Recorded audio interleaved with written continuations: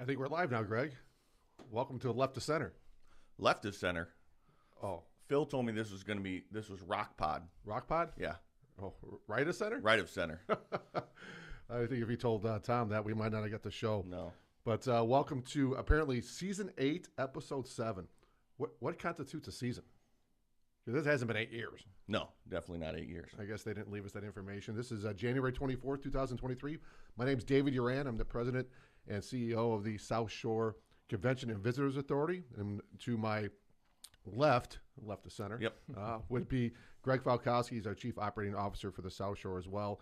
And we also have a special guest in the audience that we're going to get here in a few minutes. But if anybody's wondering who's next to me on my right, would be Larry Hall, who is the owner of Pickle Time in Crown Point, which is probably the fastest growing sport in the nation, world, maybe, Larry? I would say in the nation for sure. Yeah.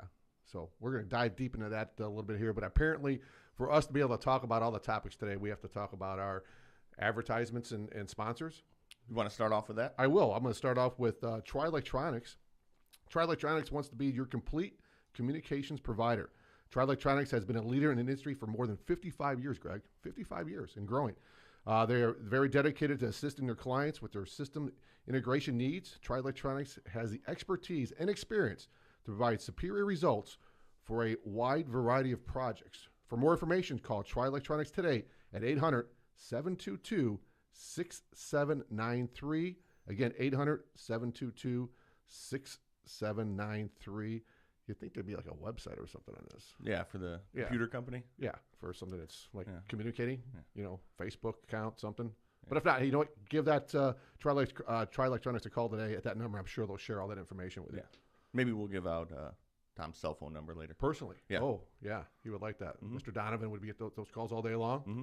He's very proactive when it comes to, Very receptive. yes. So the next one would be, Oh, Calumet Brewing. It's time to experience Michelob Ultra with only 95 calories, 2.6 carbs, and 4.2 ABV. It's a perfect way to start the new year and keep those resolutions in check.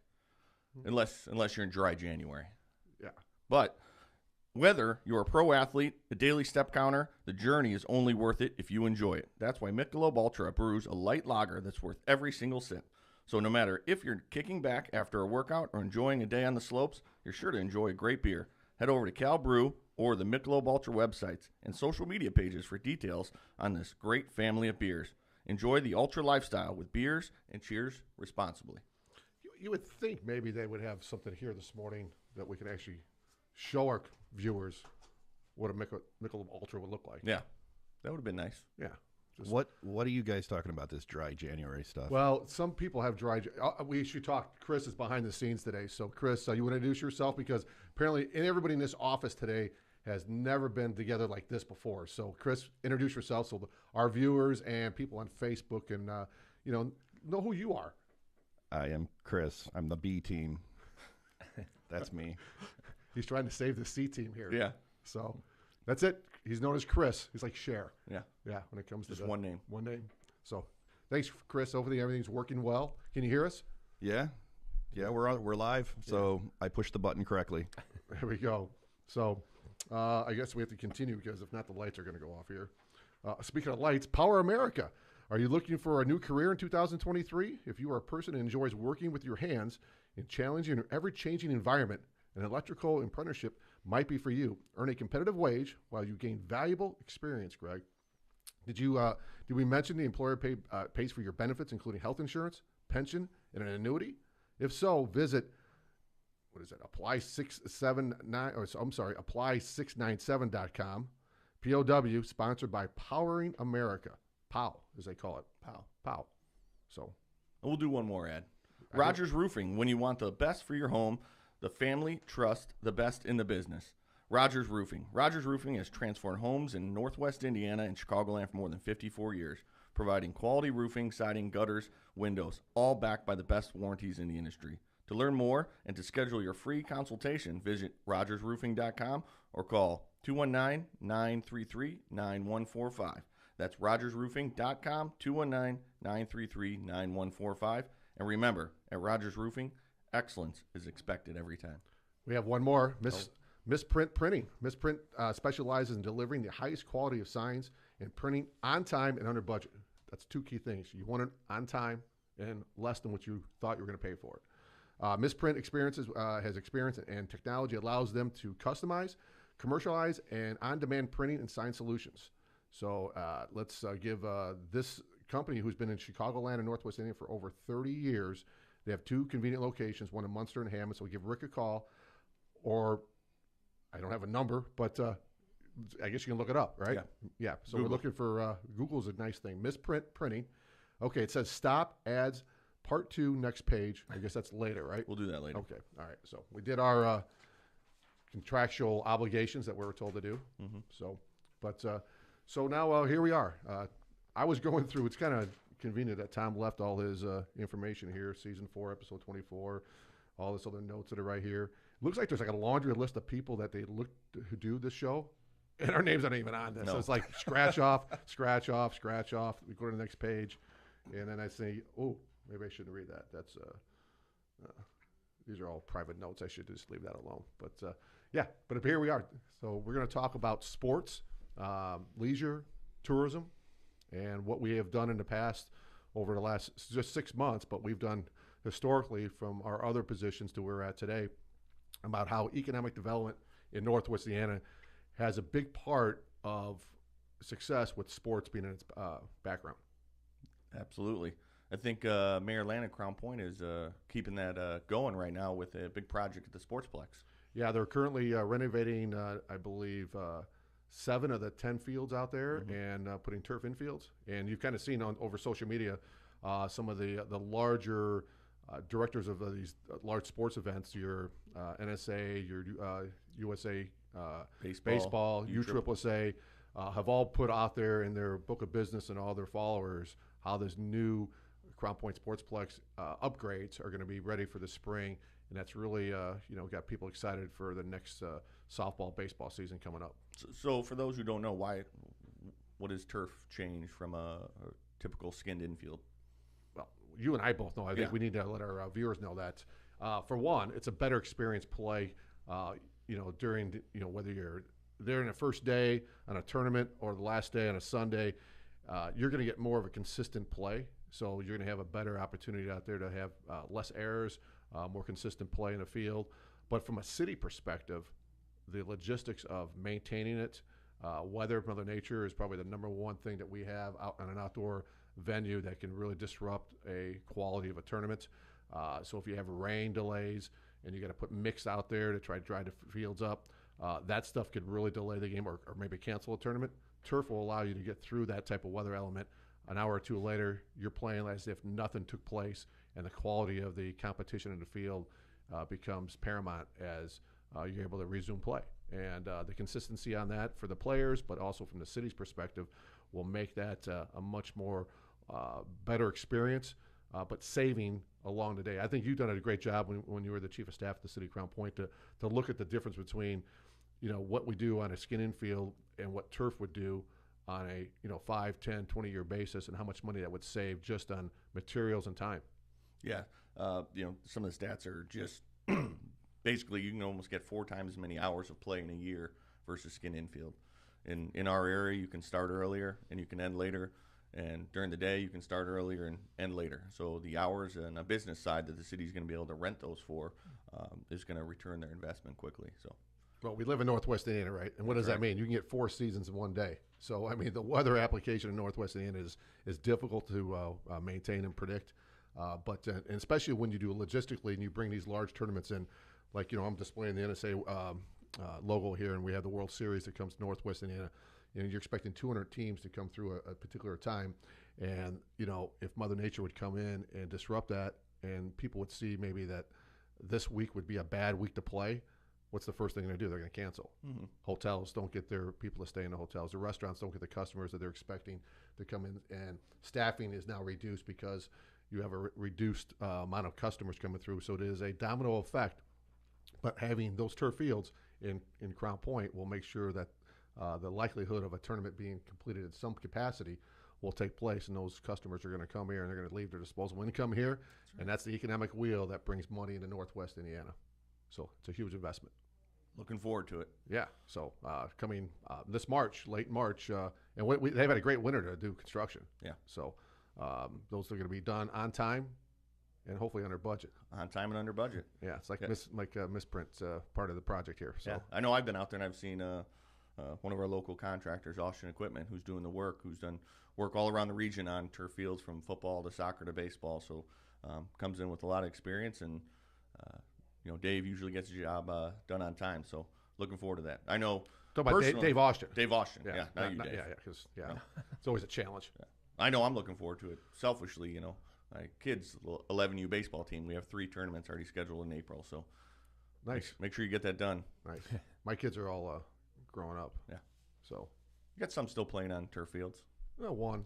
One. So football, but it's first of all, we're talking about tournaments and the opportunity for bringing visitors to Northwest Indiana, but selfishly for Crown Point and the in-house leagues, the Monday through Thursday application, that is going to be huge for those players to experience quality and consistency on when it comes to outdoor activities, especially if we're playing baseball and softball. And you can actually convert those fields. I mean, they're in the market share of the size, fields, dimensions that baseball and softball can coexist on those fields in Crown Point.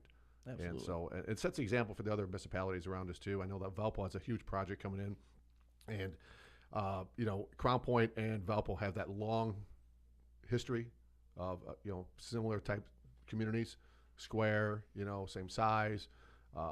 We've always in the past allowed Valpo to kind of do it first, Yeah. and then we would do it bigger and better in Crown Point. Mayor Costas and I had that relationship, and I always tell John over there to go ahead and Mayor Murphy's picked up that baton, and I think he's kind of used our recipe now, and he's watching Mayor Land do what he's going to do over there, and then bring it back to Valpo. But Yeah. I wouldn't call it a competition, but I mean, if well, it no, was, well, somebody's got to finish second. yeah. But that's another topic for another day. But we're here to talk about left to center, things that bring in tourism to Northwest, and especially in Hammond, because they're Hammond Sportsplex up there, the indoor facility side. It's amazing. Yeah, I mean, we hosted, the largest Division II volleyball tournament in the nation, right here in Northwest in Hammond at the Hammond Sportsplex. And besides volleyball, they play basketball and stuff like that in there. And they got something for the kids, the adults. They've got a restaurant. They've got I'm sure Calumet Brewery is probably inside. They're probably serving some of those Michelob. Yeah. Whether it's January or whatever month it is. It's a complete complex over there off of Indianapolis Boulevard, and Mayor Tom and his team should be very proud to have something like that here in Northwest. And for us to be able to sell it, it's easy because it's a great facility. It is. Larry, have you been inside there? I have. In fact, our youngest son plays a lot of basketball, and we have been there, I want to say, the last 3-4 years. Yeah. And it really is amazing. Every time you walk in there, it's structured.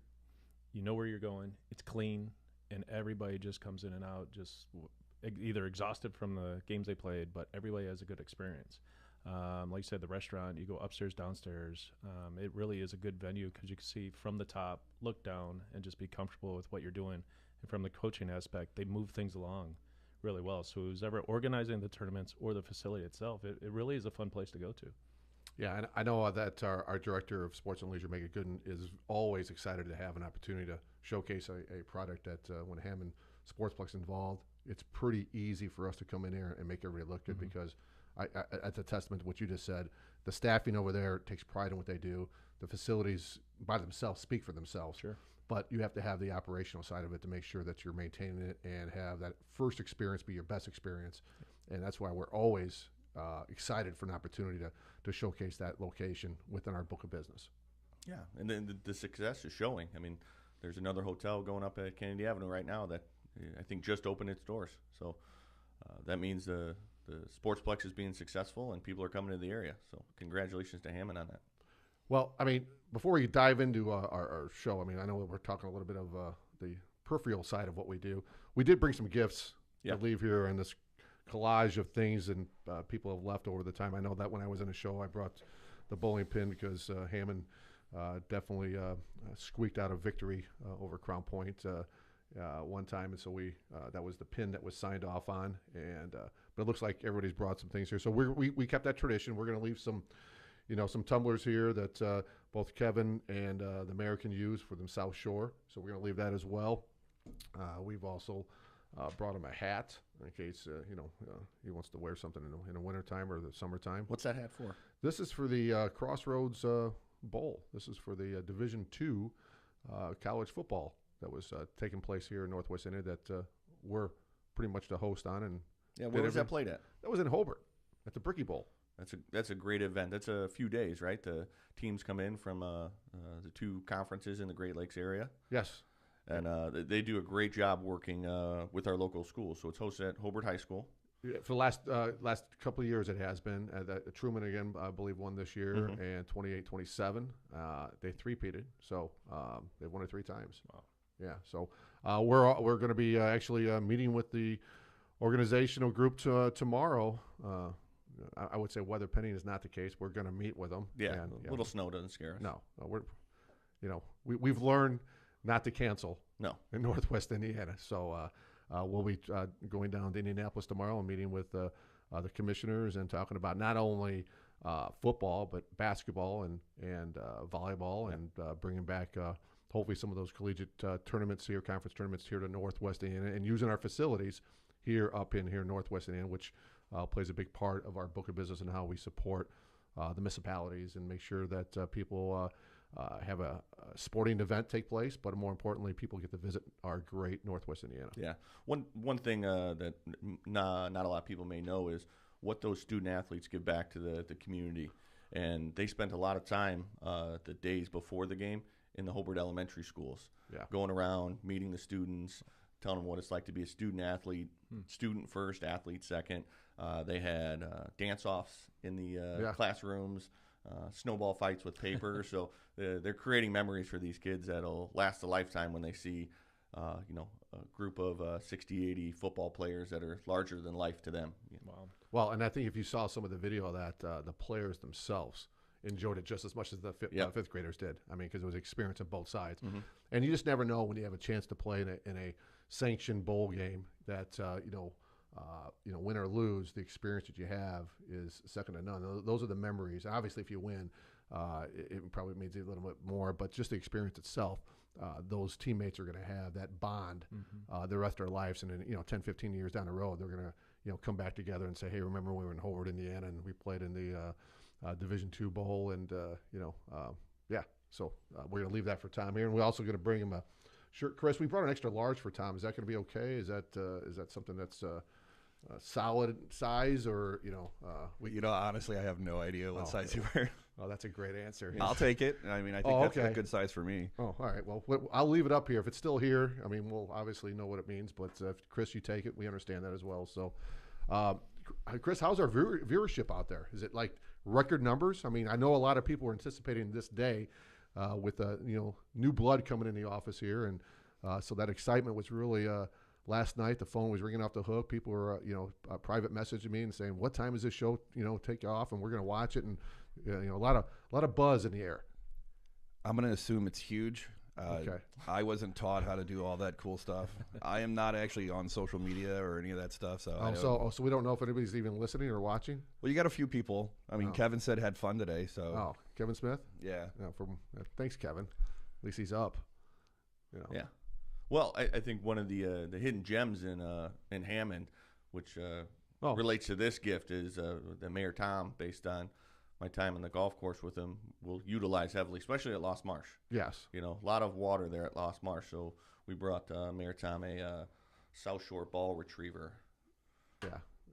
When he makes contact. He does hook the ball. Yeah. It's a little bit of baseball swing in there. He does. He hooks the ball, which goes left. Yeah. Makes sense. Left to center of the fairway. Yeah. So, yeah. Could be. Yeah. But, I mean, so we're talking about Lost Marsh, which has a nickname of Lost Ball. Yeah. So tough course. It is, really. Especially when that wind comes off the lake. I mean, it's always windy up there. When it's not windy in the rest of the region, you go to Lost Marsh, and all of a sudden it's 15 to 20 mile an hour winds no matter where you're at. Yeah. It always feels like it's in your face. So, Larry, you play golf? I do not. I am very hyper, which is why I picked the sport that we have. Because you hit the ball, chase the ball, instead of hitting the ball hundreds of yards and I'll get there. somehow I'll get there and hit it again. Chris, are we obligated at some point in time to go over more sponsors, or how does this work? Because we have some other things. Is there like you're going to put a hand up and say, "Hey, listen, another set of ads." I think we can wait. Whenever you feel like it. Let's It's get your show, so Let's get into pickle time. I know. I'm just making sure because we want to make sure that people who paid good money, Yeah. to have their ads on one of probably the most viewable shows in the history of left to center. highest rated. Yeah, In Denmark, Absolutely. and it is. I've heard that before. Yeah. So let's dive into pickleball here, and we got Larry Hall. He owns Pickle Time in Crown Point, Indiana. I believe the address is 11000 Delaware Parkway. Or we can go 10960 Delaware Parkway. Well, I It was just went. close. I just went off what was online. It's no, it's 10960. Did I write that down wrong? I have to look it up. Yeah. Oh. But while you're explaining where you're located at, I'm gonna check my math here. Yeah, so we're off of 109th, and we're real close to I-65. So it makes it really easy to get to from the Crown Point area or off of I-65. So again, it's 10960 Yeah, that would make Delaware sense. Parkway. I completely wrote that down wrong. It's okay. That's why we're here. Look at, you saw what I wrote down. I see it now. Yeah. So how long you been open, Larry? We just hit a year and a half. And there's a lot of things that have happened in that year and a half. We have just bounced to another level in the last 5-6 months. You like how I did that? Yeah, it bounce. And in many different facets as well. It's in July we joked about we had 162 waivers. We were so excited. 162 new people. December we had 322. Now we know it's because it's wintertime, people looking for things to do indoors, but the amount of families that are coming out is really, really just becoming a big thing. It's we found that now we're bursting at the seams. So we are currently in very stressfully looking for a second venue because my main concern is the people know how to play pickleball. They'll come in, they'll do their thing. But we got to take care of these families. Mm-hmm. The worst thing that Jen and myself find is that you have places packed, a lot of good players, and then you have a family of 4 walk in, and you have to give them that look. So that's why we said, it's time to make a move. It's great to be busy, successful, but we want to cater to everybody because pickleball literally is somebody from, if they're able to hold a paddle and run around the court, all the way, I'm not giving an age anymore. I've learned that lesson, not to give an age, but we have people in their 80s playing. And then we hear rumors of people in their early 90s, mid 90s, that are still playing. So we have to be able to cater to that. So we see the sign on the wall, and we're currently shopping around again. But you speak of families, you want to support them, but you're really a family business because I see Jen there, I see your son working, so it's a whole family affair. Yeah, and we have again, I mentioned that 14-year-old. He had asked me, when can I start working? I said, well, we got to watch the age situation. I know your family. And he walked over to the computer and printed out the Indiana labor laws and showed me how many hours per week before 7 p.m. that he can work. So he even wants to be involved. And we're fortunate with him. He is a card-carrying advanced member by the association. So he is rated above 4.0 at 14 years old. So we really have to be careful of what we have in front of us because we don't want to just worry about business. Again, as I mentioned earlier with him about basketball, he is that much better with pickleball. So now we see his friends, and we spent a week with Hanover Central Middle School. We took over the gym classes, and the staff was nice enough to let us come in. And we had every type of child. We know that there's kids that are super athletic. We know there's kids that don't like gym at all. However, we had every single child playing pickleball. And it wasn't kudos to us or myself or Jen. It was just learning the social habits of each person and putting them in their own environment. And next thing you know, by Thursday, everybody's playing. And I think that's what a huge thing for us to learn is, sure, it's pickleball. It's a sport. Absolutely. But we have people that come in with their chins down, shoulders forward, social anxiety. They haven't seen these people before. Yet we explain to them the situation. You come in, you put your paddle on a rack, you rotate, you move on, and we put you in a level that you should be in. And 30 minutes later, you look in there. They're sitting on a bench. They're talking with somebody. They're moving on. And then they're walking out an hour and a half, 2 hours later, and you just see their bodies opened up, they feel much better, and then we see them a second and third time. That's where the family aspect of what we do makes it feel so much better. Yes, we want to be successful, but to watch people who have now played for a year and a half, they couldn't hit the ball. They couldn't even stand there and tap the ball in the paddle.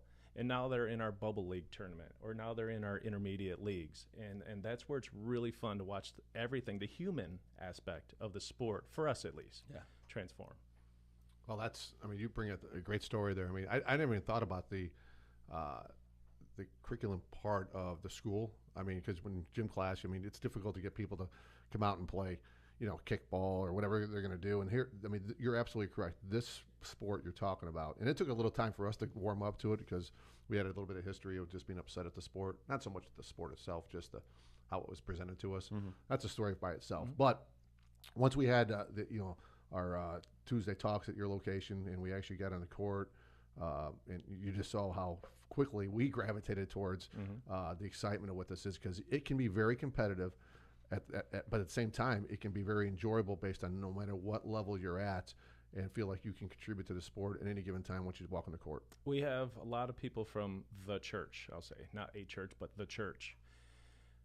Their tone up front when they're paying, so nice, just refreshing. You get them on the court, and that ball was out. Are you sure it was out? And now that demeanor changed a little bit to, so that's fun to see the competition come out of all styles. Well, it is true. And I believe there's some decorum that's supposed to be used on the court as well. I mean, I've seen some challenges to that sometimes with some of the players we've played with, because you have to, you want to be cordial to the group next to you. And sure, you might have a group that's a little more spirited, more passionate, and you got to sometimes tone that down, because you want that family atmosphere, but you want at the same time to have that competitiveness that's out there. And the competitiveness comes out based on whatever level you want to play. It's going to happen because you can be playing against a skilled player and maybe just an amateur, and you may lose, but you're still in the game at some point, because as long as you get, and the rules, you want to kind of explain the rules a little bit, because it really slows things down a little bit, so you can actually get into a consistent volley back and forth and stay out of the kitchen and things like that nature and stuff. But you kind of want to dive in a little bit what pickleball is and why it becomes life for most people. Sure. Well, pickleball, you're basically hitting a wiffle ball with an oversized ping pong paddle on a miniature tennis court. So the reason why it's very popular with seniors is you're not having to cover the ground of a tennis court. You're maintaining a 15 by 10 foot square, and you just get up and let your hands do the talking more than your legs. And that's what really, really excels with the senior community. As far as the rules, the way I explain the game is also a little bit different. The kitchen being the center area, so you'll have 2 different color courts, whatever the colors are, but the center area, you cannot hit the ball on a fly, or in the air and stand in that area. I change that a little bit with a safety rule. I can't stand next to the net and crush it back at you. So it's more of a safety rule. And then secondly, when you serve the ball across the court, just as in tennis, the ball has to bounce. When you return it, the ball also has to bounce. Another safety rule, if I put a really good serve on you and you just happen to lob it back at me, I can't crush it back at you. I have to let that ball bounce. So those 2 aspects of the game create a little bit safer of a boundary to where you're not having somebody just shooting a ball past you that you didn't have a chance to come get. Now, I will say, the higher level of play, the faster that ball is moving. And also the higher level of play, the less fun. So when you are a beginner player, it's laughter, it's giggling because you're embarrassed about the hit you may have, and then you move up a little bit, and then you start getting a little bit more serious about your play. When you become an upper intermediate or advanced player, you're now focused on your skill level. And that's where it's up to us as a facility. We see a transition when the building is. You have a lot of beginner players, as we call bubble level players. I'll get there in a second. But then it starts transitioning into a more of an intermediate crowd.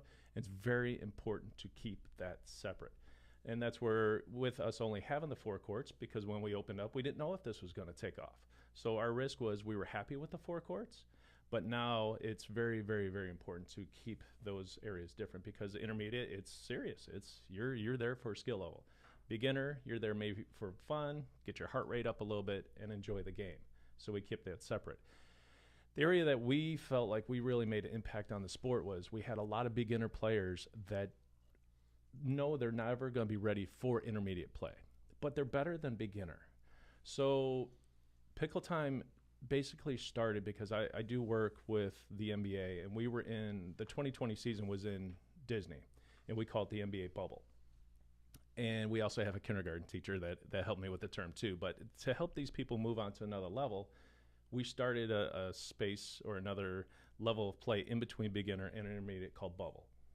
Okay, and that is by far our most popular brand and league tournament setting by far, because you have so many people. They're just not going to be athletic enough to play intermediate, but they are better in the beginner.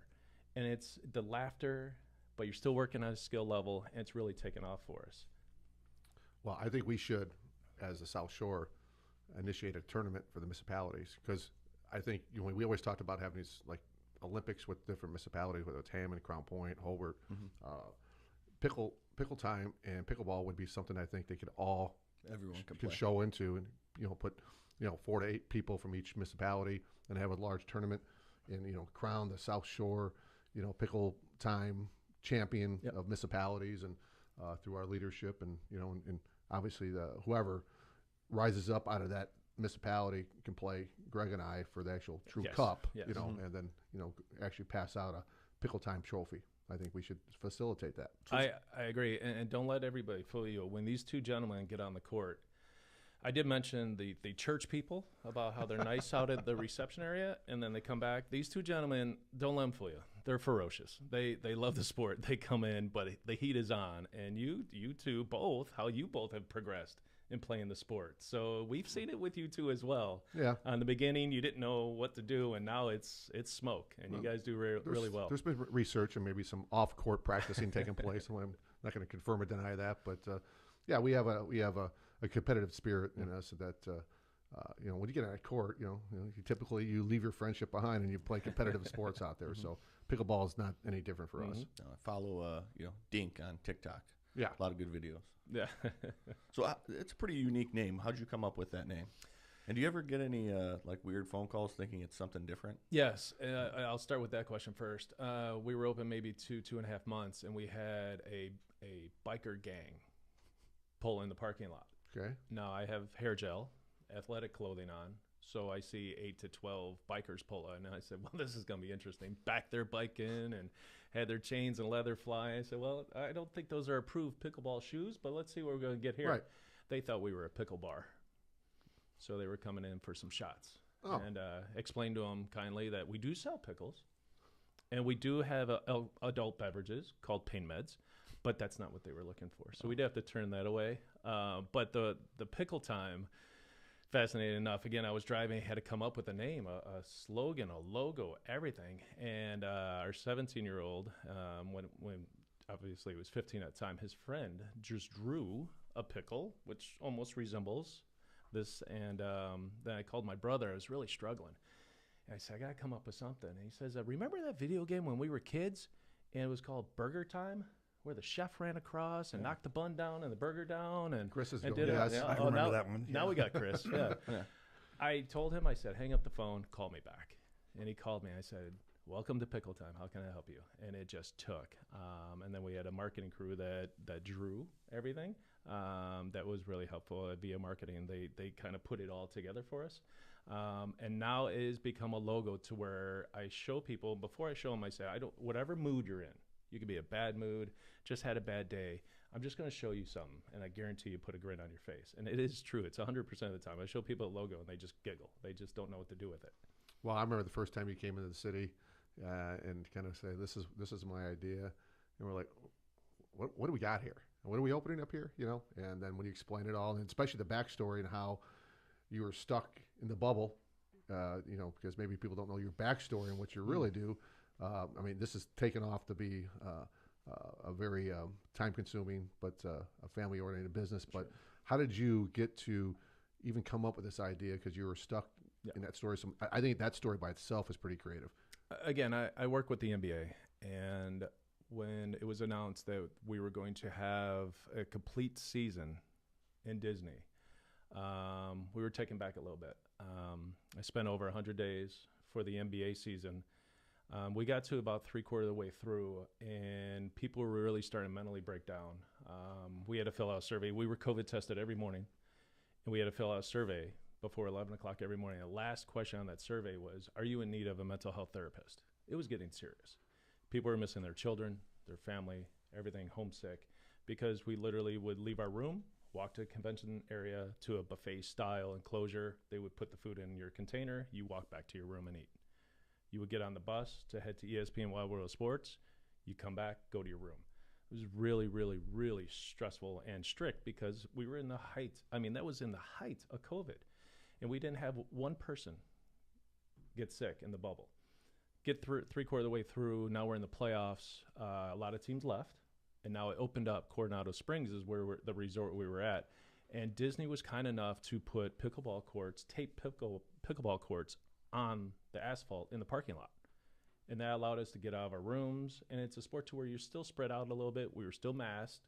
You know, playing pickleball with mask on was entertaining. But it really took an interest. I never heard of pickleball 2.5 years ago. Never even heard of it. Now I come home. I look for a place to play pickleball. And I did hear of a place here and there, but it was really transitioning. They take something and convert it, and it wasn't a time to play it. Now, the NBA mentioned that we were going to have a G League bubble, their developmental league, another bubble, another 69 days in the bubble. So what I did then, while I'm in my room, some people were learning how to play an instrument, some people were learning another language.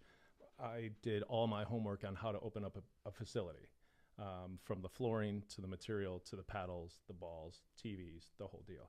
And I came home, met with Crown Point, and you did kind of give me that look of something must have just happened with pickleball because I don't think you were very happy with pickleball. So I walked in, I was a little nervous, and then I threw that logo up there, and everybody, I remember everybody on the board just kind of giggled at the logo. So the sacrifice of Jen, the boys, she had to run everything while I was gone. Everything, 170 days gone. And then me being in the bubble. So we just basically put everything in the middle, started pickle time. And because of that, Jen was able to retire from her hospital job to come over to pickle time full time. And like you said, our oldest son, Matt, he's there. We have family, you know, we have our niece that works there, and it just builds on and on and on. So, and now what we're starting to see is our niece Claudia and Matthew and Matea and Colin and Drew, they're all starting to move on. They're seniors or ones that, you know, going to be going off to college. Right. So now we have to start the whole new regime of employees, and that's what we're starting to see on that front. So that's how we started. It was from a sacrifice. And now to see it, I'm not going to kid you. I mean, we've teared up many a time to see, holy cow, this is a thing. And that's what helps because in the beginning, Jen was, no, what we're doing what? You know, we have another business, right? And it was not good. But I just really felt in my heart that this style of a business, I didn't know it was going to be this socially, you know, accepting, but it really is fascinating. And the flip side of that is the people of Crown Point, when I mentioned that we were looking for another facility, they're all asking, you're staying here, right? You're going to stay in the area. And I vouched, I will stay in the area because it's everybody in the community has made us who we are. And to have to jumpstart this in another area would just be foolish. Yeah, I mean, how many total people that, I'm hearing like just like over nearly almost 1,000 people are like part of your organization just in the Crown Point market area or the Northwest Indiana area. Just they know who you are. They've come out and played. We've seen it personally. We walk in and, you know, we were religiously trying to play it. Like last year, we were playing it every Wednesday. Then we started to get back here, you know, in the last couple of weeks. And at 3 o'clock, it's standing room only to get a court time over there. Right. We have it's not our app, but it's a national sporting app called Team Reach. Again, we were hoping to maybe have 100 to 150 people after a year, and we're approaching 1,000. Yeah. And those are pickleball people. This is not a Facebook account or something that's just advertising or trying to blog. It is just pickleballers. So that has also helped. Say in our leagues, if you can't make a league one night, you just text in there, I need a sub for the 6 p.m. Monday night league. Boom, somebody will jump on it right away. So that whole communication system with the Team Reach has helped. And then just coming in, you see people that we explain to them at the door. Come take a look. you look at the courts first, because it is a who's up next theory, old school basketball, or put your quarter on the pool table. And so you put your paddle in the rack, and when your time's up, you play and you shuffle in. However, that's a choice. We don't just, when you're at the register, we tell you come take a look. It's your choice. If not, come back or approach us on Team Reach or give us a call before you come in so we can let you know. Because that face of, oh, you're busy, it's a great look because we're busy, but it's a horrible look when you're having to turn somebody away. And again, that's hence the got to look for that other facility. You know, our job Greg, in our current position is to help raise the awareness of municipalities, what they can do for quality of life projects. I know in Crown Point, we took a lot of our tennis courts and we converted them. They can still play tennis, but we converted the pickleball application on all those courts. And we saw more people coming out and utilize our outdoor sports over the last year with pickleball than we were tennis. And I'm just saying that tennis has not fallen second to what it is. But like you said before, tennis is something that you have to have a little bit more, I would say, athletic, skill to be able to cover as much court time you have out there. You get 4 people out there with a pickleball setup like that. It's a good time, and you can, like you said, it helps you socially engage. It gets you a little bit of activity. It's not as intimidating, and we're seeing more of that being done for quality of life projects for residents in each of these municipalities. That we encourage other municipalities to go ahead and make sure they're converting their outdoor courts to have this application out there. Don't get caught up. It has to be, facing north, south, all that stuff. Just get people out there to enjoy the sport, and they're going to really have a more opportunity socially to get together and have a little bit of activity. And that's what pickleball does. Mm-hmm. There is a rising another application to pickleball that's taking place in Florida. I don't know if we want to dive into that, and I guess we can talk about it. But what is this big craze with this in Florida with the naked pickleball? If I have one more person, send me that. We have to ask you that. I mean, that was one of the questions people asked us. I mean, yeah, my response. That can't be true. Come on. It is. Oh, geez, are you serious? No, it's a thing. I mean, actually, not that I know anything about this topic, but there's communities already before pickleball that you have that community. Well, they picked up a ball and a paddle, and now in those communities, they're keeping themselves busy, apparently. So those types of communities are having social activities as well, apparently. Yes. That's probably the extent of it, right? I'm not looking to. It's not being endorsed by the National Pickleball. No. Where I mean, we were asked about blacklight pickleball. That sounds like fun, but not naked. No. Okay. Not right. That side of it. We don't want to be pickled. It was brought to my attention. I said I'll definitely ask it. I don't think it was something that's part of the book of business that's out there, but that costs extra, right? If you wanted that, hourly wise. Yeah, it's there's been many. It's amazing the people that have a sense of humor on social media that you see in person. They don't have that same sense of humor, but the amount of comments that came in was, "Are we looking to get pickled?" Oh, I'm going to leave that be.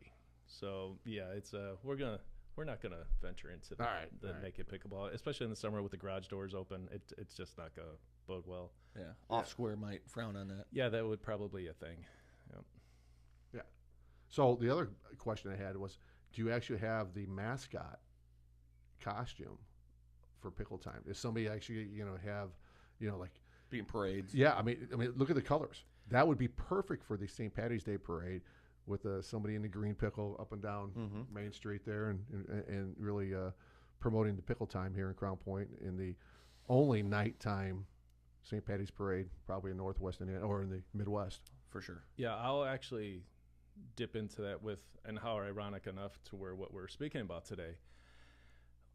With our other company, we actually did work at the Mascot Hall of Fame and wedding. Okay. So yes, the pressure is on that we need to have our mascot, but a few renderings, it didn't look satisfying enough, because if we live and we live near the Mascot Hall of Fame, and I did work in the Mascot Hall of Fame, it needs to be legit. Especially working with the NBA, we're fortunate enough to work with some of the best mascots in the world. They're truly athletes. Have you seen the mascot games? I mean, it's impressive. Yes. We just had the Bulls Pistons in Paris. So we had, the Bulls and Pistons mascots, and who are two of the best in Paris, and it's just fascinating to watch. So, but again, the costume, the outfit, we know if we're going to do the mascot that it has to be legit, especially with a pickle, because a pickle can go wrong really quick if it's not designed properly. Yeah, the dill, the dink, the doink, all the comments. It's got to be kosher. It has to be. Yes. So, but that is a huge conversation about the mascot. So can we get a commitment from you today that there is something in the works for a mascot? No, there is. This has already been a conversation piece. Okay. Yeah, and that's why I said I can't have something come out that's not good with the other portion of what we do for a living. Would it be ready for March 17th this year? It will not be ready. No. Right. We are actually looking to have a customer appreciation day on May 13th. So we're hoping to have it all ready by then. Okay. 4th of July parade then. Oh, yeah. Yeah, we will definitely be in the parade. Nothing says pickle in the middle of summertime down Main Street at 95 degrees. Yeah, black asphalt. Yeah. Well, which is the other thing with you mentioning the outdoor courts is we learned in July and August how many people don't want to play outside. So Jen and my thought was, let's see how we're going to get through the summer. We did open in July of 2021, but it wasn't the full summer. But going through 2022 was basically where are we going to stand now? And we learned how many people just don't. So that's why we built up on our tournaments. We built up on our leagues, our drill camps, our lessons. Everything really kept us going. Drop-in play, of course, dropped because people want to play outside. But a lot of them, we learned that they just don't want to play with the heat or with the wind or with the elements outside when it's hot. So you're talking maybe, a second facility or a new facility. Are you going to have like cameras above each court? So if there's a controversial call, we can actually go to the, throw a flag and actually, that ball was in or out and end some of these conversations and because, you've seen us play. There's been some conversations about that ball being in or out. Yeah, it gets a little intimidating coming down to court 3 and explaining to you fellas, listen, guys, we need to keep it down. You're starting to scare the others. But no, really, we want to keep it what pickleball is all about. Even if you watch the pros right now, the players call the shots. The referee will step in if it's just egregious. Mm-hmm. But if the ball is on that side of the court and it's in or out, those two players call that ball in or out. If you don't know, then it's the benefit of the other side. No questions asked. Oh. The cameras, we've heard multiple conversations about cameras. It'd be nice to see in the facility. And then there's some negative people that say, I don't want to be seen. Don't put cameras up. So we're just going to leave the cameras alone right now. Just keep those security based. Mm-hmm. But it's a good point to where, but the other tournament style may be different, right? I mean, sure. But again, even in tournaments and leagues, that's the way pickleball is played. Even at the professional level, you call your side. And that's it. There's no arguing or bickering. So if I do have to step in during a league or tournament, then it's not a replay. No. We're gonna make. We're all players here. We're gonna make that call right now. And again, if the ball is on this side and they don't know, it goes to the other side. I agree. I think he's having a tough time with that one. When you come back a second time, it's just no. Okay. I can buy into that philosophy. Yeah. I've evolved. That's debatable. It's been tough, yeah. See, we can get past that. When we don't have to see anymore what's going on, we recognize the voice. Yeah. Then we know it's about to happen. So it's just we'll hide. All right, Larry. So for our visitors and viewers here today, give them the contact number, the website, or any way how they can contact Pickle Time to, if you're a novice or a beginner. How did I get a hold of you? Sure. Correct address. Yeah, the proper address. Well, again, we're at 10960 Delaware Parkway.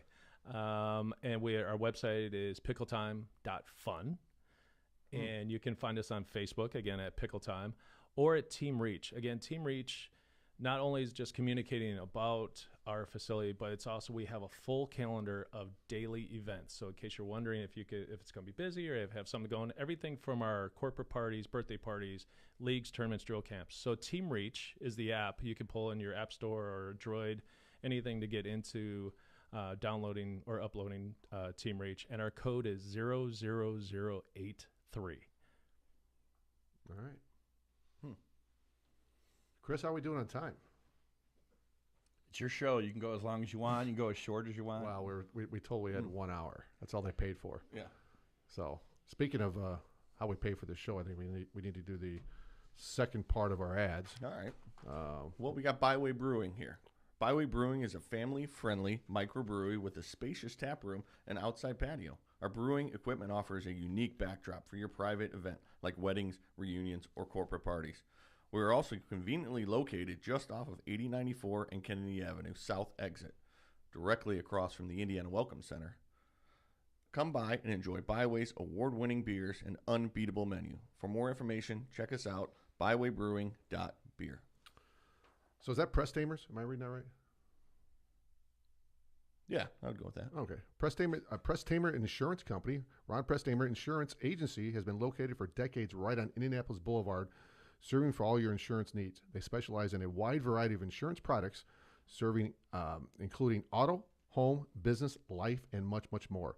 Press Tamer Agency serves over 1,000 people and businesses in all Chicagoland and Midwest. Call Ron or Ronnie or Michael at 219-844-0103. That's Press Tamer Insurance Agency, located here on Indianapolis Boulevard. What would you do if you didn't know how to pronounce that, like in a normal setting? Would you just went with like, hey, Ron's Insurance Agency? Or just kind of mumbled through the last name? I'd skip right over it. Yeah. I've modified a few times. Yeah. That's what you do. I mean, you fake it till you make it, right? I mean, nobody knows what I'm reading here. No. Until you just expose that. Should have been phonetically written out for you. Well, Yeah, that would have helped. we got this like midnight last night. I mean, it wasn't like, it really gave us all the keys to the kingdom here. No. So Just left it open. the next one is Contrell, attorneys at law, because I'm saving that last one for you. You know that, right? We talked about this in the way in there. Are you injured or in trouble with the law? Give us a call and schedule your consultation today with someone who is in court and at the jail every day. Call John Cantrell at 219-554-4LAW or visit their website at bettercallcantrell.com. John and his wife, Christine, make a great team and are waiting to hear from you. Hopefully they don't have to use them. I mean, come on. I mean, it's just, maybe you can do some things that like some estate planning or something like that. But, hopefully you're not in a situation where, you did something wrong. Chris, did John show you how to do like the sound effects and things? Do you know how to do that? for like the commercial here. Yeah. Yeah. I'm one of the reasons why it changed, because the first time I had to do this show is when they decided to have this sound effect and have it play, and we were playing it all in the monitors here, but it wasn't going live. So Tom's dancing around to the music, and nobody at home could hear what was going on. So. This is one of my favorite jingles of Tortillas Nuevo Leon. Is the gold standard in Mexican cuisine throughout the Midwest. Look for Tortillas Nuevo Leon's popular red and white label at your local grocery store and enjoy quality Mexican products made with local expertise. There's a song. Tortillas Nuevo León, hechas con amor, para ti, tu familia de todo corazón. Tortillas Nuevo León, hechas con amor, para ti, tu familia, de todo corazón. See? Well done. Well done, Chris. I pushed the button again. Yeah. Excellent. Well, I'm going to turn down now because I'm going to look at, we've got, let's see how many, since we're not looking at this, people who are watching us. Our chairman's watching, Andy Cornell. We can't do what we do, Greg, on each everyday basis without having our board of directors having their support. We have 19 board members, represent all the municipalities and all the way from the governor's office all the way up to here. And they're made up of people that have some type of tourism background or things that are going to move the economic wheel to Northwest Indiana together. And having that collective voice come together really makes our job easier, especially when we look at our collection of dollars that make up our industry. And of course, we couldn't do it without I think we're almost up to 190 partners now of the South Shore. So if you are somebody that owns a business in Northwest Indiana and you want to become a partner of the South Shore, that helps with the motivation of us going ahead and bringing these book of business of these tournaments or showcasing our beautiful shorelines of Lake Michigan, our historical downtowns, our restaurants. We got Restaurant Week coming up starting on February 27th. So we can savor the region and savor Northwest Indiana.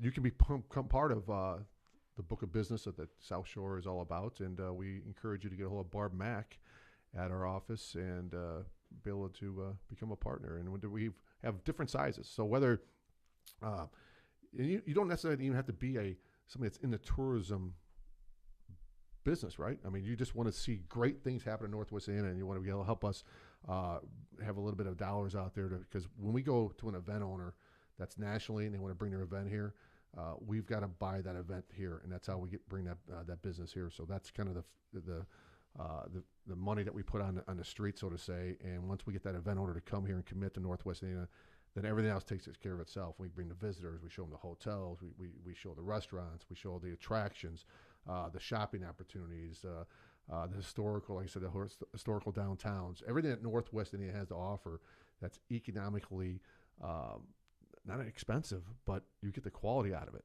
It is a very great place to come, and those numbers are growing each and every year, Larry and Greg. And so if you want to become a partner, you can reach out to us at southshore.com. Our website is very user-friendly, and you're able to become a partner on there, and we're able to, one, showcase your business on an everyday basis, but then two, that part of that buy-in, we go out there and bring all these people to Northwest Indiana through the tourism side.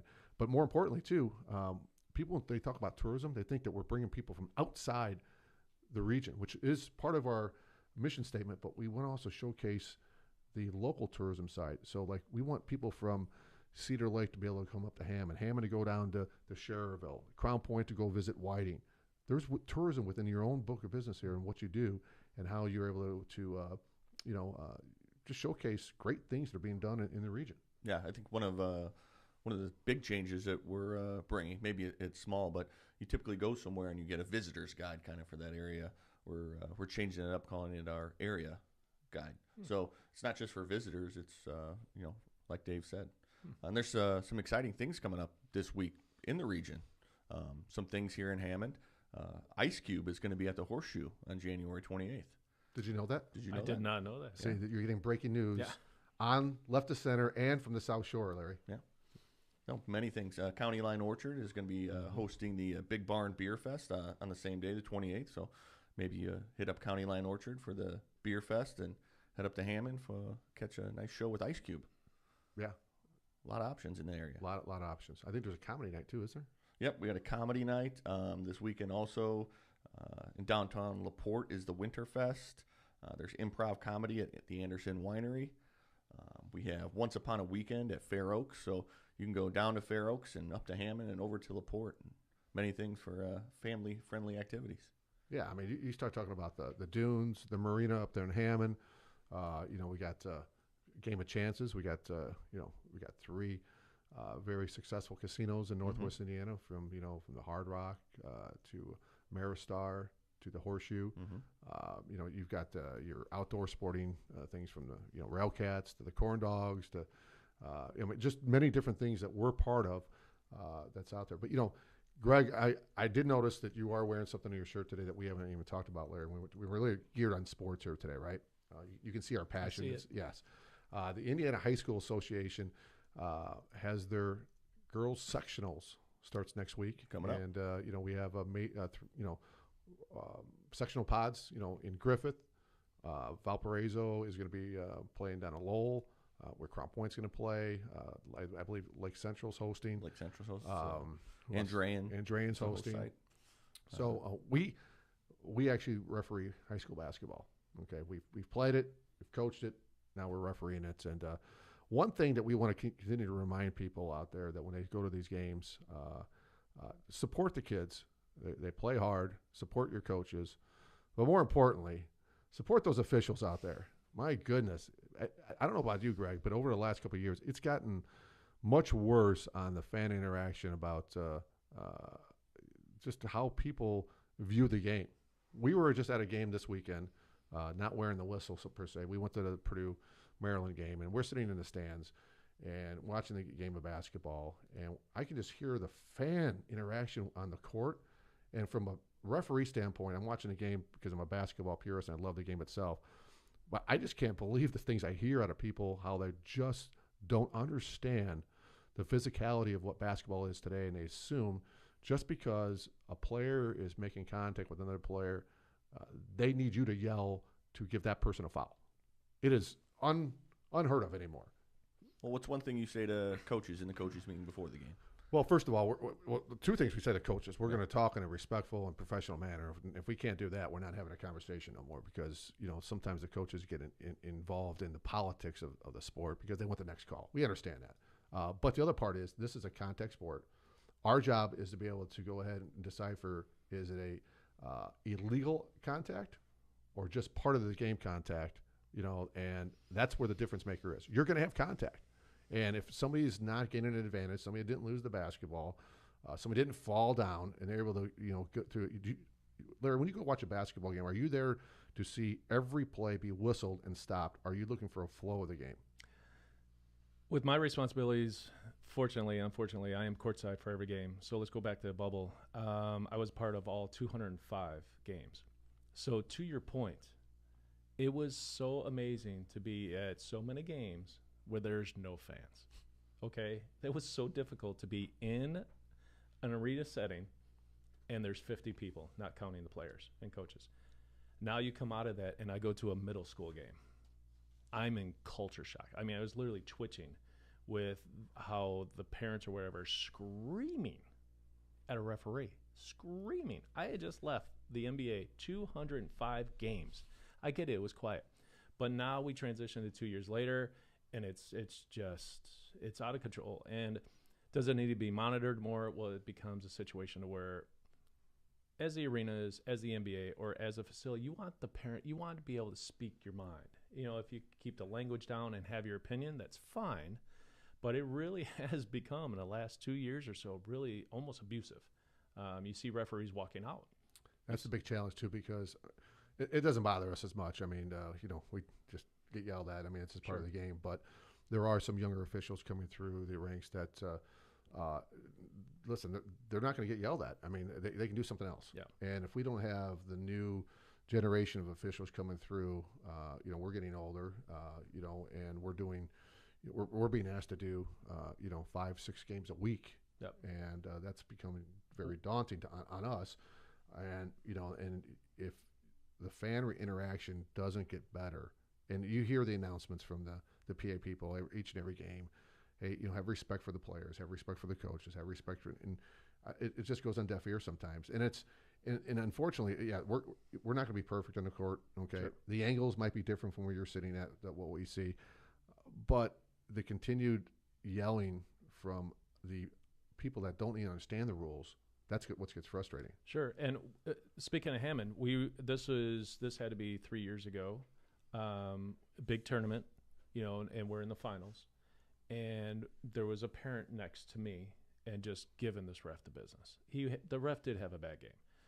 But the ref walked over, he put his shirt over his mouth, and he said, and I heard every word, quote, "If this is too much for you, maybe you should wait in your vehicle." And he walked away. And that's it. That parent never said another word. The ref didn't give him any business. He wasn't looking at him or causing a situation. He simply walked over, covered his mouth, said what he had to say, and walked away. And it worked for both people. So kudos to that ref, because that's acting. He did have a tough game. He did. But he handled it just the right way on a one-on-one basis and walked away. We've seen, unfortunately, we've seen through social media side, because anything that happens in the world today, you'll find out 1 minute later, right? And, we've seen where officials have been attacked on the floor, over a call. Okay. I mean, that doesn't set the message right if you're trying to recruit people to come in, because if you got inexperienced referees coming up and you have to have them come through the ranks and files from the, from the AAU programs and the junior high programs and the freshman and JV, and if that's the type of atmosphere that they're going to have, because they're going to make mistakes, because until they get enough games under their belt and see the experience, and I've been doing it for over 20 some years. My crew that I work with, Greg, you've been doing it how long now? It's collectively over 18 years. Larry Simano has been doing it for 35 some years, and he's done state finals. And then Paul Weisner works with us; he's 20 some years. There are times that we see things that we've never seen before, even in our experience. And it's how you manage the game, how you react to it, and we try to keep an even keel out there. But we might be the exception, not the rule, of what officials are going through right now. I think what's happened, including in baseball, you see it probably more in baseball. The distance that you gain between the fan and the referee umpire, the more the opinions to be given, because they know that there's nothing to be held accountable for it. But you also see the parents are becoming more and more passionate about having their child move up, whether it's softball, baseball, basketball, whatever has a governing body to be out there and control the situation. The parents are becoming more passionate. They need their child to move up. They need their child to progress. And when they feel that when I air quote and say the child has been cheated, now that's where the parents' personal emotions kick in, and then they go in attack mode because they don't feel that their child was dealt with fairly. But that's part of life as well. And again, I coached forever. I coached, with baseball. I did this, and I would have parents, get on me a little bit. And I would say the same thing. Listen, you're going to fail in life. Not everything is fair. It's up to that child to progress and move on from there and handle it differently. If an umpire is calling a ball outside all the time, make the adjustment. If a referee is knowing that you have your elbow the way you're taught in practice, keep your elbow on the player while you're boxing out, and he doesn't like that, don't do it anymore. So it's up to us as parents. Also be passionate, but teach the kids how to adjust to the situation, the umpire, the referee. And then I think that's the major play here. But just to get upset because your child's being cheated, that's not working out too well. Yeah, and I think some of the parents don't realize how much we communicate with the players on the floor. Just to your point, they assume that we're just going to go ahead and make a call to make a call because it's our opinion and it's our viewpoint. We actually manage the players better than on the floor and have that conversation because we don't want to put air in the whistle. We always tell them in pregame, hey, listen, we don't want to see if your hands are on somebody, we're going to tell you to get them off. You're in the lane, get out of the lane, right? We don't want to put air in the whistle. We want to see a flow to the game, and there's a lot of communication. When it becomes repetitive and after the fact 2 or 3 times, it's no different than you're at home. Hey, I've told you to go ahead and do the dishes. I told you to do this stuff. I mean, an elevation takes place there, right? Basketball or any sport is the same way. So I guess my point wasn't here of we haven't cussed in the show here that we can. It wasn't a bitch session about, parents and about officials. We actually wanted to say that next week's tournament is taking place, and we want to wish all the regional teams in Northwest Indiana success. This is their main event now. The regular season was their dress rehearsal, right? Postseason, the records get tossed out. Everyone starts 0-0, and you're supposed to play your best basketball at the end of the year. And so we wish all the regional ladies teams here in Northwest Indiana great success. Hopefully each one of them have an experience that's going to last a lifetime. Unfortunately, if there's only going to be 4 teams in the state of Indiana that doesn't feel the defeat of their last game, but it's just how you play between the lines and the relationships and sportsmanships and all that stuff that you have. From the coach's perspective to the player's perspective, they do a great job. We just want to wish them nothing but success next week and the sectionals across the region. And there's a lot of good basketball in the region. We see it when we go to some games, especially during the week, that fan attendance is down. These kids are putting in the time and effort and getting out and go to those sectional sites and support some of your local teams, support your alum where you went to school, and get some good basketball. And there's one interesting thing about basketball in Indiana, like you said, the records go to 0 at sectional time. There's a random draw. So you may have the 2 teams with the best record play on a Tuesday night in the first round. Yeah. And so anyone can come out of a sectional as a champion. So it's exciting basketball. So I thought I explained myself. This is a podcast. We can cuss on here, okay? Mayor Tom's done. What's his meter? Custom meter up to? His F-bomb meter. Yeah. It's on the board back there. So yeah, it's way up there. So I'm kind of new here. Yeah. So saying somebody said, hey, you said the B word on the air. Oh. No, it's a podcast. Yeah. You can say whatever you want. Yeah. I thought we've kept it very PG here. Yeah. Would you agree, Larry? Pickleball, yes. Yeah. Pickleball. It's pickleball. We don't cuss. Not at all. So if I offended somebody out there, sorry. I'm just saying that's a word that happens out there. They complain, I guess you could have used to another level, but I think I wanted to make sure the point was made that, perfect example. I mean, I don't want to harp on this anymore, that, keep it fair for both sides. You look at the board, it's 7-7 in fouls. I mean, I don't know how much more even it can be, but we don't count them. We just call them. And sometimes, there's going to be a winner or loser in the scoreboard. The scoreboard will dictate every game that's out there. If you want to, describe who's winning and losing, we as a crew, and I know a lot of people, other crews do this, but we make sure that we nominate a student athlete on every team after every game to the state of Indiana for sportsmanship, for doing great things in the court. It could be the simplest thing as hand us a basketball and they say thank you or here you go, sir. Or we watch somebody knock a player down, put their hand up, help them pick them up. We watch that besides the game itself. And then if we see somebody that steps up and is doing based on a perfect example of what sportsmanship's all about, we take the time to put in a report to the state of Indiana and send it to the school that player, and there could be multiple players on it, but that one just stood out, and they get recognition as being part of the solution to good sportsmanship, not part of the problem of the lack thereof. Yeah, so that player gets the nomination, they get a pin for their letterman's jacket, a certificate, and then the school gets recognized for being sportsmanship minded. Yeah, so we see it full circle. So again, we're not here to, pat ourselves on the back. I just want to make sure that we encourage other officials to do the same thing, because I think if we do more of that, they'll see some more of the buy-in, that it is more than just us showing up, blowing a whistle for 32 minutes and then leaving it and not caring about what's taking place out there. So, but have we missed anything today? I don't know. I mean, hopefully we, had a good show, keep this streak alive, because I think that's what it was all about, right, Chris? Was keeping the streak alive for Mayor Tom and Kevin. That's been going on for 8 seasons. And how many episodes is this? I'm not sure, but 7. Episode 7. So again, I don't know how many episodes are in a season. No. And can you have multiple seasons in 1 year? It has to be, right? Chris says yes. Yeah. What are you drinking there? I'm drinking a tea. I drink this, try to drink this daily. This is from Higher Level Nutrition at 123 East 93rd Avenue in Crown Point. Start with a protein shake a day and then match it up with that's a green tea. I believe there's a cranberry additive to it. It's something I enjoy. What about you? I also went to Higher Level this morning, but this is a Nutter Butter Shake. Oh, you brought the shake in. Yeah, I brought the shake. They're a partner of the South Shore. They are. Partner. They are. And again, I got that address correct because it's right there in front of me. I apologize. I know it's not off. I mean, but it could be 110. It's south of 109th, so you can see where something on my internet showed me was 110, but it's definitely 109.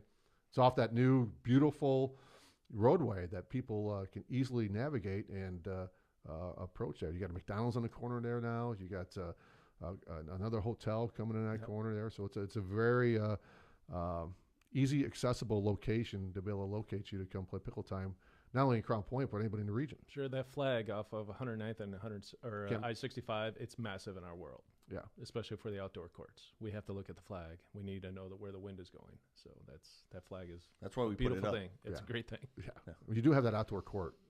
So on the east side of the building. Yes, 2 courts. Yep, there's 2 courts now. 2 courts. 2 courts. Is that utilized in the summer? We actually utilized it a month ago. Really? Yeah, we had the courts going and both of them were filled. So we had a warm day in the 50s and people were playing. Wow. Well, that's Northwest Indian weather. Yeah. So, what do you think about roundabouts, Larry? Well, that's a whole other topic. You like roundabouts? I mean, I don't know if I'm about to get thrown out of here, but I love roundabouts. Great. If people can use roundabouts properly, then roundabouts are a fascinating thing. Keep moving. It's just the easier way to get through. I mean, there's no traffic backups. You looked at a person. If you're in the roundabout, you have the right of way. Yep. You yield to the car in the roundabout. It's that simple. You go right around the roundabouts and you just keep moving. The new generation for their driver's ed, at least one day needs to be taught for roundabouts, because being that close to one of the largest roundabouts in Crown Point is fascinating. How many times we see the red and blues over there because somebody's up on the middle of the roundabout. So, okay, I believe we're over our hour. Oh, we are? I guess we are. Again, this show couldn't be done without the proud sponsors from like Byway Brewing, Preemster Insurance Company, Miss Printing, Power America, Rogers Roofing, Tri Electronics, Calumet Brewing, and your favorite, Control, and Tortillas Nuevo Leon. Yes. So thank you to those sponsors. Keep those dollars coming to Mayor Tom to be able to do the show. It's a great opportunity to hear what's going on in the region. He has a collective. I don't know who's coming on next week. Do we know, Chris?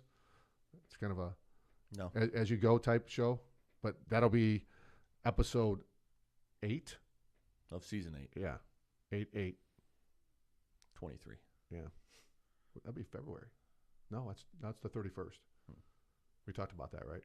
Because it's sectional week. Yeah. 8/8/88. That's a great. I know that. You know what that means? 8/8/88. What happened on that day? I was in high school. Well, so was I. Yeah, I don't know. No, you weren't. Oh, I was out of high school.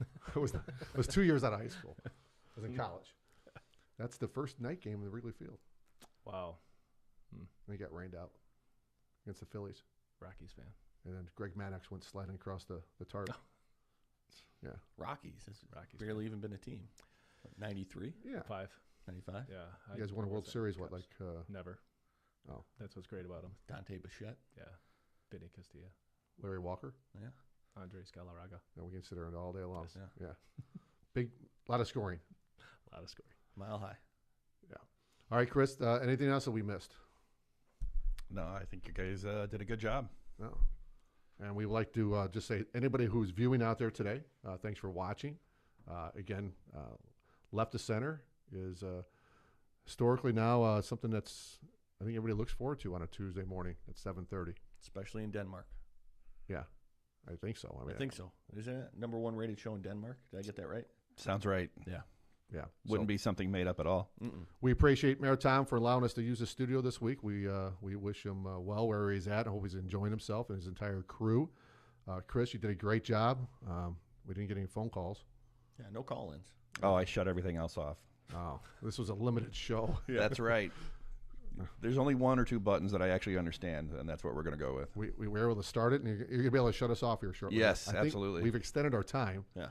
So we appreciate all our sponsors. If they have to pay a little bit more for this today, we apologize. But if not, I'm sure Mayor Tom can pick up the tab. And we left some gifts for Mayor Tom. We're going to leave it here. Chris will make sure he gets it. Whatever he leaves here will be for Tom and Kevin to be able to add to their collection here. So All right. on behalf of the South Shore Visitors Convention Authority, we would like to, did I say it? South Shore Convention Visitors Authority. We're still missing the convention center. Yeah.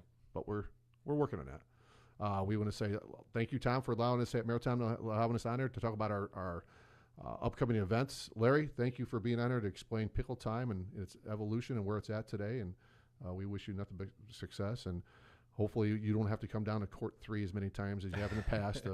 We understand that now whatever is said in the court stays. I appreciate you having me on. It was a good time, and thanks for letting me get all the information out. Greg, great job as always. Chris, thanks for keeping the lights on. Thank you. I think this concludes Season 8, Episode 7. All right. Take care, everybody.